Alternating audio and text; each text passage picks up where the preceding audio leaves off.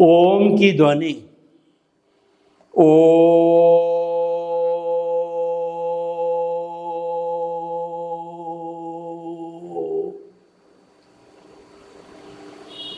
ओ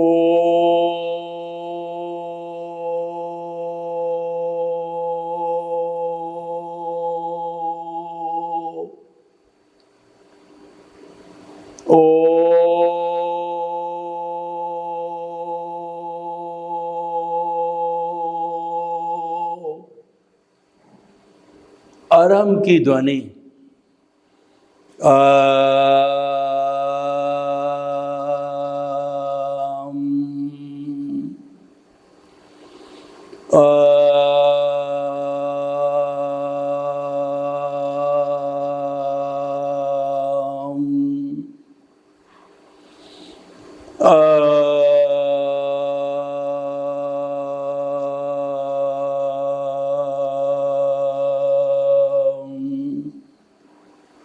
भाई और बहनों, मातृशक्ति को नमन। आज का हमारा बहुत अति उत्तम विषय है कि जड़ और चेतन की वैल्यू कैसे करें। देखिए, वैल्यू की बात चल पड़ी तो इस दुनिया में जो कुछ भी महान कार्य होते हैं या जिसको प्राथमिकता मिलती है वो वैल्यू के कारण ही मिलती है।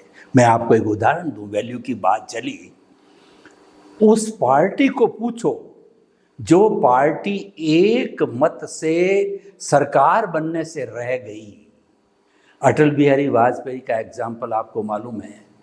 उस व्यक्ति से समय की वैल्यू पूछो जो 1 मिनट पहले गाड़ी मिस हो गया।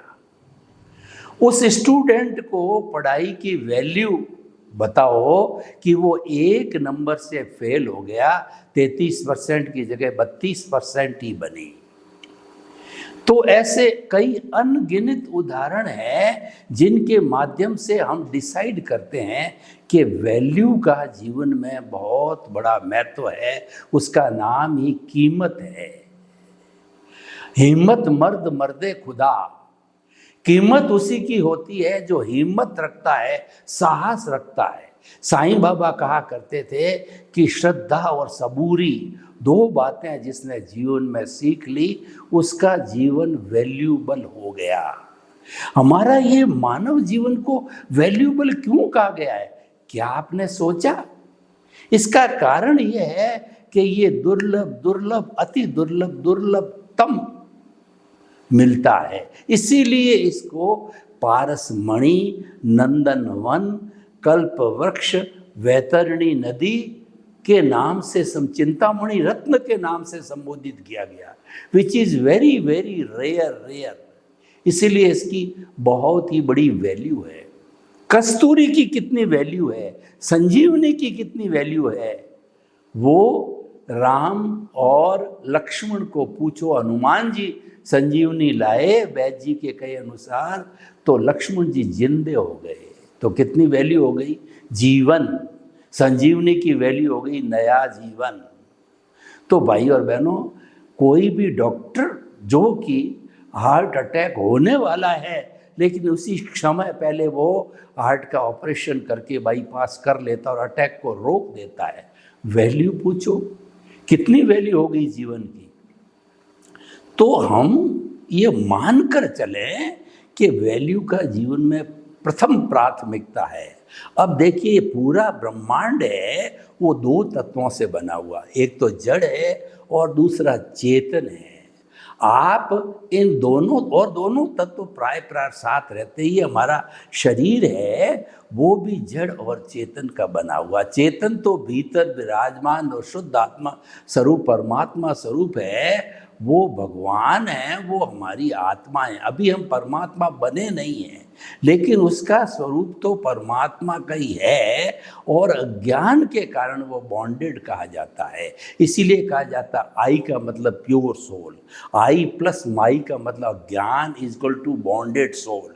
जब शुद्ध आत्मा के साथ में अज्ञान मिल जाता है तब वो बद्ध हो जाती है, और बद्ध आत्मा माइनस अज्ञान is equal to pure soul. भीतर वाली सोल द्रव्य रूप से, तत्व रूप से प्योर है वो तो मुक्ति की अवस्था की ही है। आज उसको अज्ञान जीरो कर दो, छोड़ दो, अज्ञान के चुंगल से, अज्ञान की कारावास से उसको छोड़ दो तो पक्षी उड़ जाएगा। यानी ये हमारा हंसा रूपी जो आत्मा है ये शाश्वत सुख को प्राप्त कर लेगा, सिद्ध शिला में ईश्वर होकर के विराजमान हो जाएगा। तो भाई और बहनों, हमारे जीवन के अंदर मुख्य बात ये होती है, हम संसारी कब बनते हैं? जब हम जड़ की वैल्यू करते हैं। और हम जो है त्यागी पुरुष कहिए या जो कह चाहिए संत महात्मा कहिए, और वो कैसे बनते हैं? वो बनते हैं वो चेतन की वैल्यू करने से। जो जड़ की वैल्यू करता है वह मनोरंजन के अकाउंट में जाता है, और जो चेतन की वैल्यू करता है वो आत्मरंजन को सपोर्ट करता है, आत्मरंजन के अकाउंट में जाता है। ये दो तरह के अकाउंट दुनिया में चलते हैं। देखिए, इसको द्वैत कहते हैं। ये द्वैत का हमारे पूरे ब्रह्मांड में कहिए, हमारे जीवन में कहिए, बहुत बड़ा महत्व है, क्योंकि अद्वैत की अवस्था तो संपूर्ण अवस्था होती है, वो तो मुक्ति की अवस्था होती है, वो हमारा लक्ष्य है, वो परमात्मा की अवस्था है। लेकिन अभी हम हुए नहीं हैं। जब हम अद्वैत हो जाएंगे तो किससे बात करेंगे? जब शरीर ही नहीं होगा, इंद्रियां ही नहीं होगी, मन भी नहीं होगा, बुद्ध चित्त अहंकार कुछ नहीं होगा, तो कौन शरीर धारण करेगा और कौन बात करेगा? ये सब कराने वाला अज्ञान है। तो इसीलिए हम अगर अज्ञान को पोषण देते हैं तो हम जड़ को पोषण देते हैं, और हम विज्ञान को पोषण देते हैं तो हम चेतन को पोषण देते हैं, चेतन की वैल्यू करते हैं। अब निर्णय आपका है कि आप प्राथमिकता किसको देते हो। क्यों कि जो हमारा ये व्यवहार जगत है ये तो कठपुतली की तरह होता है। व्यवहार जगत के अंदर हमारे को हमारे कर्म खिलाते हैं। रंगमंच ये जगत है और कर्म खिलावनहार, और नाना रूप बनाए के और चेतन खेलनहार। यानी ये चेतन तत्व है, वो अलग अलग रूप बना के कभी माँ बनता है, कभी बेटा बनता है, कभी भाई बनता है, कभी पत्नी बनता है, कभी नौकर बनता है, कभी मालिक बनता है, और नए नए खेल कर्माधीन खेलता रहता है। वो कर्मों के अधीन है, वो स्वतंत्र नहीं है। इसीलिए वो सारा कुदरत उसकी जिम्मेवारी लेती है। कुदरत जन्म से लगा के मृत्यु तक पूर्ण, जैसे एक माँ बच्चे की कैसे जिम्मेवारी लेती है वैसे लेती है। और जब कभी भी हमारा आयुष्य समाप्त होता है, आंसर शीट तैयार हो जाती है, तो वो आंसर शीट हम कुदरत को देते हैं। उससे क्या होता है कि स्पीच और एक्शन के बीच कुदरत की क्लाउड में गिर जाते हैं, और हमारा जो कॉजल बॉडी भाव मंद था वो अज्ञान है, वो आत्मा के साथ में रहता है। और आत्मा के जो गुण हैं, सम्यक ज्ञान, सम्यक दर्शन, तो वो तो उसकी प्रॉपर्टी है, वो तो इनहेरेंट है, वो तो एम्बेडेड है, उसको अलग नहीं किया जा सकता। गुण कभी भी गुणी से अलग नहीं होता है। एक अगर नीम का पेड़ है, उस पेड़ को 100 गड़ों से सींच लो फिर भी उसकी कड़वाहट नहीं जाती है। इसीलिए कहा जाता है कि दुर्जन है अपनी दुर्जनता कभी नहीं छोड़ता है। जो लातों के देवे बातों से नहीं मानते हैं, तो उसी तरीके से जो है सज्जन व्यक्ति भी सज्जनता नहीं छोड़ता है। कि जो ये हमारा चंदन होता है जो ठंडक देता है, और हम टीकी लगाते हैं, उसके ऊपर जो उसकी सुगंध के कारण भुजंग है वो चंदन के पेड़ पर लिपटे रहते हैं और जहर छोड़ते रहते हैं, फिर भी चंदन अप्रभावित होता है। सूरदास की काली कमरिया चढ़े न दूजो रंग। हमको ऐसा रहना है, यानी हमको जो है प्रकृति और पुरुष को अलग रहना है, जीवन भर दर्शक बने रहना। उसको कहते हैं विधेय। विधेय होता है वो रहता भीतर है और जीता बाहर है। इसका मतलब विधेय वो देह रहित हो जाता है, मतलब उसका संबंध जो है चेतन से जुड़ा हुआ होता है, और क्योंकि वो चेतन की वैल्यू करता है, विधेय चेतन की वैल्यू करता है, और एक सन्यासी चेतन की वैल्यू करता है, एक साधक है वो चेतन की वैल्यू करता है, और जो भोगी है, सामान्य गृहस्थी व्यक्ति है, मौज मजा मस्ती करने वाला है, वो जड़ की वैल्यू करता है। ये अपने हर एक का अपना अपना विषय है, क्योंकि हमारे भीतर जो प्रभु विराजमान है, उस प्रभु के ऊपर किसी का शासन नहीं चलता है, वो तो स्वयं बादशाह है। प्रभु के लिए कहा गया कि चाह गई चिंता मिटी और मनुआ बेपरवाह, जिनको कुछ न चाहिए सो ही शहंशाह। प्रभु हमारा भीतर का है, शहंशाह है, इस पर कोई कुदरत का कानून चालू नहीं हो लगता नहीं है। जबकि हमारा ये जो व्यवहार जगत है, उस व्यवहार जगत के ऊपर जन्म से मृत्यु तक कुदरत का कानून लागू होता है। कुदरत ही हमारी जनरेटर, ऑपरेटर, डिस्ट्रॉयर पूरे ब्रह्मांड की है, जिसको जीओडी गॉड कहते हैं। तो चाहे गॉड को हो चाहे कुदरत को हो, एक ही बात है। लेकिन हमारी जो कुदरत की परिभाषा है, वो 6 इटरनल तत्व के समवाय को कुदरत कहते हैं। Those are animate, inanimate, motion, rest, time and space, and this is scientific. 6 द्रव्य को साइंस ने माना है। तो जहाँ ये 6 द्रव्य एनी टाइम रहेंगे, वो सृष्टि है, और वह जो है ब्रह्मांड है, और वही जीवन है। इसीलिए पूरे ब्रह्मांड के समस्त जीव अकर्ता है, निमित्त है।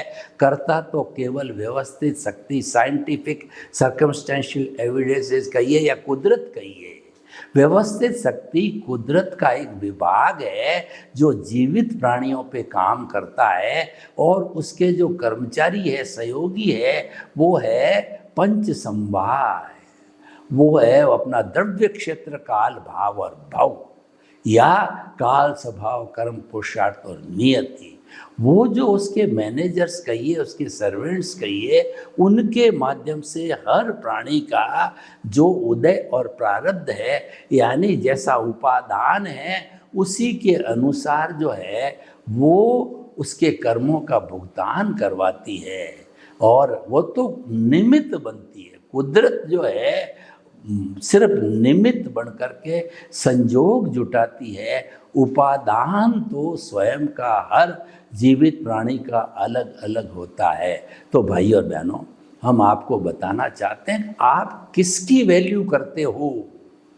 अगर आप चेतन की वैल्यू करते हो, 100% ओके, आपको मानव जीवन सही मिला है, आप मानव जीवन का उपयोग कर रहे हो, और निश्चित तौर पे किसी न किसी जन्म के अंदर आप सिद्ध बुद्ध मुक्त बन करके और ईश्वर बन करके शाश्वत सुख को प्राप्त करके सिद्ध शिला में विराजमान हो जाओगे।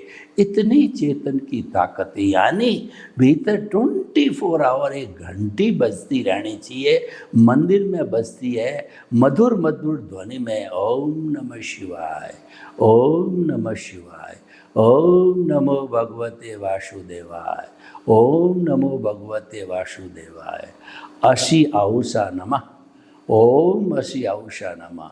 जैसे ये मधुर ध्वनि बोलती है, वैसा हमारे भीतर जो है वो एक जो है वाक्य गूंजना चाहिए, सोहम, सोहम, सोहम, सोहम।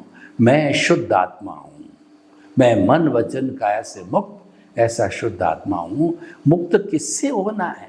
मुक्त अज्ञान से होना है। वो अज्ञान है आपका मन वचन काया, और वही उदय और प्रारब्ध है, और वही जो है सब कर्मों का भुगतान जो है करने वाला है, और भुगतान ग्रहण करने वाला और भुगतान देने वाला है। सारी इक्वेशन बनाता है, वो हमारा अज्ञान बनाता है। क्यों? कि हमारा शुद्ध आत्मा परम पिता परमेश्वर मात्र उसकी प्रेजेंस है, वह अक्रिया है, कुछ करता नहीं। इसीलिए कहा गया है कि मोक्ष के अंदर क्रिया सहयोगी नहीं है, क्रिया से मुक्ति नहीं है, मुक्ति तो भावों से है। तो भाव जो पक्ष है वो हमारी आत्मा का अंग है, और उस आत्मा के से भाव सत्ता जो है, जब वो कहना चाहिए कि हमारा कोट लगता है, कर्म का भाव कर्म बनता है, तो वो उसके बाद ही कॉज पढ़ते हैं और उसी बाद ही जीवन का निर्माण होता है। तो भाई और बहनों, हमेशा चेतन के पाले में रहो। अगर आपको प्रॉफिट कमाना है, मानव जीवन को सार्थक करना है और आदि व्याधि उपाधि में समाधि को रखना है, आपको शाश्वत सुख की प्राप्ति करनी है, आपका ये लोक शांतिपूर्ण ढंग से निकले और आपका परलोक है उसमें ज्ञान दर्शन का डेवलपमेंट होता रहे, ताकि अनुभव की परसेंटेज कहिए और अनुभव जो है आपका बढ़ता रहे, और बढ़ते बढ़ते वो 360 डिग्री पर चला जाए और हमको केवल दर्शन हो जावे। तो केवल दर्शन तो होता है तब अंतर मुहूर्त के अंदर हमारा सारा ध्यान की कंसंट्रेशन चेतना पर होती है, क्योंकि मुक्ति में जाने वाली चेतना है और चेतना ज्ञान दर्शन वाली है। तो जिसमें ज्ञान दर्शन होता है वही चेतना है, और ज्ञान दर्शन का डेवलपमेंट होने से ही शाश्वत सुख की प्राप्ति होती। लेकिन मन वचन काया ये तो जड़ है, इसके अंदर जो ज्ञान दर्शन नहीं है, जब ज्ञान दर्शन नहीं है तो उसके अंदर फीलिंग्स नहीं होगी और सुख दुख की अनुभूति नहीं होगी, क्योंकि ज्ञान दर्शन नहीं है। और जिसमें ज्ञान दर्शन की बात कही गई है उसके अंदर हिंसा अहिंसा की बात आती है। जो जीवित प्राणी कोई भी, चाहे एक इंद्रिय से पंचेंद्रिय का हो, नरक गति, तिरंज गति, मनुष्य गति, देव गति का हो, तो कोई भी प्राणी जो अगर वो चेतन अवस्था के अंदर है तो चेतन अवस्था के अंदर जो है वो अनुभूति करेगा और उसमें ज्ञान दर्शन अवश्य होगा।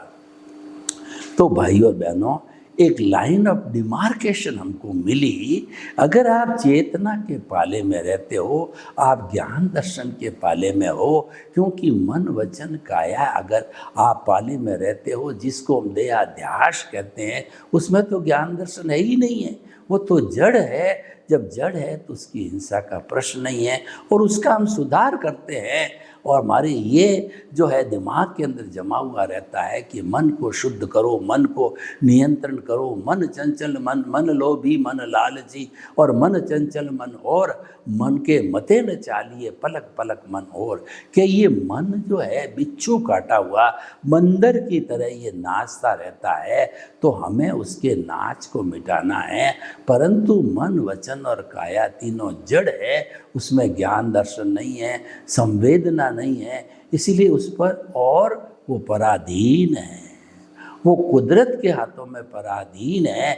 ऐसा नहीं हो सकता कि आप चाहो जैसे उसका उपयोग करो, वो नहीं हो सकता है।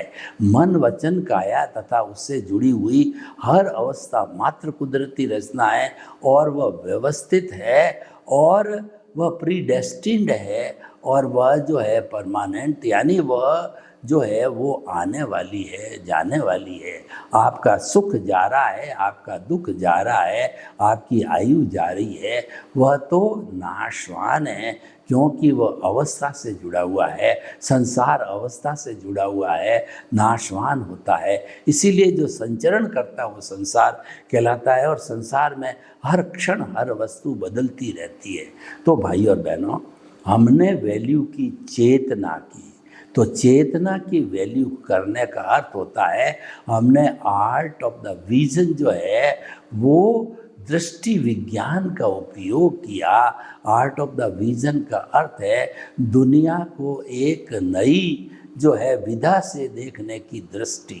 जो हम देखते आए हैं वो हमारी रॉन्ग बिलीफ है। अब जो हम देखेंगे राइट बिलीफ के साथ देखेंगे कि राइट बिलीफ क्या है, वो है सम्यक ज्ञान, सम्यक दर्शन। पहले हमने ज्ञान दर्शन को इम्पोर्टेंस नहीं दी, हमने चेतना को इम्पोर्टेंस दे दी। हमने मात्र जो है चेतना को इम्पोर्टेंस नहीं दी और मात्र जड़ को eat drink and B Mary, खाओ पियो मौज मजा मस्ती, इन बातों पर ध्यान दिया। और सामान्य व्यक्ति यही काम करता, वो इंद्रिय सुख के अंदर डूबा रहता है, तो वह अध्यात्म की बात नहीं करता है, वह अपनी अवस्था भी नहीं बदलता है। तो भाई और बहनों, हम आपको बताना चाहते हैं आज के विषय के अंतर्गत की जो है आप वैल्यू किसकी करते हो। देखिए, मैं वैल्यू की बात चल पड़ी, आपको बताता हूँ। मान लीजिए आत्मा की वैल्यू मैंने 1 करी, अब 1 के लगने के बाद साथ साथ में जो दूसरा तत्व जड़ है, उस जड़ का पहला 0 लगाया, वो है हमारी धन संपत्ति का। दूसरा जो 0 लगाया हमारे ऐश्वर्य का है, और हमारे जो है मकान प्लॉट वगैरह उन सब का है। तीसरा 0 लगाया वो हमारे बैंक बैलेंस का है। चौथा 0 लगाया तो हमारे पास हीरे माणक मोती पन्ना जितने हैं उसका जो है। इस तरीके से हमने एक के साथ पीछे एक एक करके 5 0 लगाए, तो वह करोड़ों गुना उसकी वैल्यू बढ़ गई। हम तो वैल्यू बढ़ाने की बात करते हैं, तो वैल्यू बढ़ाने के लिए संख्या के आगे 0 पीछे 0 लगाना पड़ता है, तब वैल्यू बढ़ती है। अब देखिए वैल्यू किसकी है ये जानकारी करते हैं, तो हम जो है 1 को हटा देते हैं, 1 को वॉश कर देते हैं, 1 को इरेज कर देते हैं, पीछे 5 0 रहेंगे।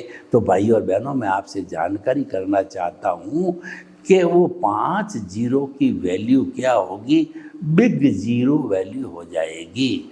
तो उसकी जब कोई वैल्यू ही नहीं रहेगी तो फिर वो कैसे कारगर कार्य करेगा। तो इसीलिए भाई और बहनों, जीवन में जब उद्देश्य बनाओ, उसके साथ साथ में ये उद्देश्य बनाओ कि मुझे चेतन तत्व को वैल्यू देनी है या जड़ तत्व को वैल्यू देनी है। जड़ तत्व है हमारा मन वचन काया है, और चेतन तत्व हमारे भीतर विराजमान परमात्मा स्वरूप है। अभी परमात्मा बने नहीं हैं, अज्ञान के कारण अभी ये बद्ध है, ये जो है वो कहना चाहिए कारावास के अंदर बंद है। तो भाई और बहनों, हम आज के सुंदर एपिसोड के ऊपर अपनी बात बताना चाहते हैं कि हमको वैल्यू है वो जड़ की नहीं करके चेतन की करनी चाहिए, क्योंकि जड़ की वैल्यू करना हमारे हाथ में नहीं है। हम जड़ के रूप में स्वतंत्र है और चेतन के रूप में हम स्वतंत्र है, क्योंकि जड़ को जो चलाने वाला है वो कठपुतली का खेल खेलने वाला है, वो कुदरत है। वही जो मन वचन काया की सब प्रवृत्तियों को कराने वाला होता है। तो इसीलिए जो है हमें ये काम सब एक ही धरातल पर हो, तो ये मान के चलना चाहिए हमारे को कि जो है हम जो है चेतन तत्व के पाले में रहें, जड़ के पाले को एब्सोल्यूट टच करने की हमको कोशिश नहीं करनी चाहिए। लेकिन जड़ का पाला है वो तो स्वयं भू है, वो तो अपने आप आता है, वो तो पिछले जन्म की जो हम बैटरी चार्ज करके लाए हैं, या पिछले जन्म का हमको कहना चाहिए कि पिछले जन्म की स्क्रिप्ट बना करके लाए हैं, या जो है हमने जो है वो हमने उसके ऊपर हम काम करने लग जाते हैं, तो वो ही अपना रोल अदा करता है। मन वचन काया का जो चार्जिंग करके लाते हैं वही डिस्चार्ज होता रहता है उदय प्रारब्ध के रूप के अंदर। तो भाई और बहनों, हमारा विषय है कि हम जड़ और चेतन में से किसकी वैल्यू करें और कैसे वैल्यू करें। देखिए, वैल्यू जो करना है वो हमारा स्वभाव है, हमारी योग्यता है और हमारी समझ है। इसीलिए हमें जो है इन वैल्यू चेतन की करनी चाहिए। हर क्षण जो है हम अगर चेतन के बारे में ध्यान करते रहेंगे तो हमारे जो कॉज पड़ेंगे वो मोक्ष के लायक और सहायक पड़ेंगे, यानी कि हमको मुक्ति में ले जाने वाली बात हो जाएगी। और क्योंकि वो शुद्ध भाव है। जो शुद्ध भाव कब आता है कि ज्ञान दर्शन होता है। जिसमें ज्ञान दर्शन नहीं होता है वहाँ अशुभ या शुभ भाव होते हैं। मन वचन काया की शुभ प्रवृत्ति जो है वह एक कहना चाहिए शुभ प्रवृत्ति वो हमारा उन्नति करने वाली होती है, और शुभ प्रवृत्ति बंध पूर्वक निर्जरा है। जो मेन डिफरेंस वो है बंध पूर्वक निर्जरा का और संवर पूर्वक निर्जरा का। चेतना के अकाउंट में हम रहते हैं तो चेतना का अर्थ ये होता है कि वह संवर पूर्वक निर्जरा है, उसमें नए कर्मों का बंध नहीं होता है, पुराने कर्म टूटते रहते हैं और जड़ के पाले में हो जाते हैं हम। वो है हमारी जो आश्रव रूपी कहिए या बंध पूर्वक निर्जरा कहिए, यानी कि मन वचन काया की शुभ प्रवृत्ति हम एप्लीकेशन करते हैं तो उसके अंदर जो है हमारा एप्लीकेशन करने के कारण हमारा अज्ञान बढ़ता रहेगा, परंतु क्योंकि इसमें ज्ञान दर्शन नहीं है तो वह जो है वो हमारी मदद नहीं कर सकता है। तो हमको मुक्ति में जाना है तो हमारा मन वचन काया रूपी जो जड़ है ये तो डिस्चार्ज हो रहा है और ये तो होता रहेगा, तो ये रुकेगा नहीं, हर परिस्थिति के अंदर जो है ये होता रहेगा।